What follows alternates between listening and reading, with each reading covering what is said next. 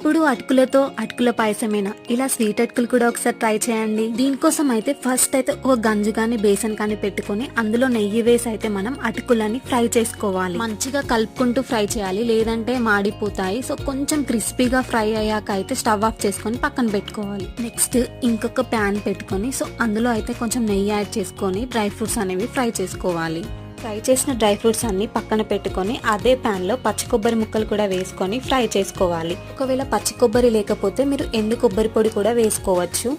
ఇంకా అది కూడా ఫ్రై చేసి పక్కన పెట్టుకున్నాక సో మనకి కొంచెం బెల్లం అయితే తీసుకొని కరగబెట్టుకోవాలి. వాటర్ ఏమీ యాడ్ చేయాల్సిన అవసరం లేదు. సో బెల్లం కరిగిన తర్వాత అయితే అందులో మనం ఆల్రెడీ ఫ్రై చేసి పెట్టుకున్న డ్రై ఫ్రూట్స్ అండ్ కొబ్బరి ముక్కలు వేసుకొని బాగా కలుపుకోవాలి. దీనికి ఆనకం ఏం రావాల్సిన అవసరం లేదు, జస్ట్ బెల్లం కరిగితే సరిపోతుంది. మనం కరిగి ఉంచుకున్న మిశ్రమాన్ని అయితే మనం ఆల్రెడీ ఫ్రై చేసుకున్న అటుకుల్లో వేసుకొని బాగా కలుపుకోవాలి.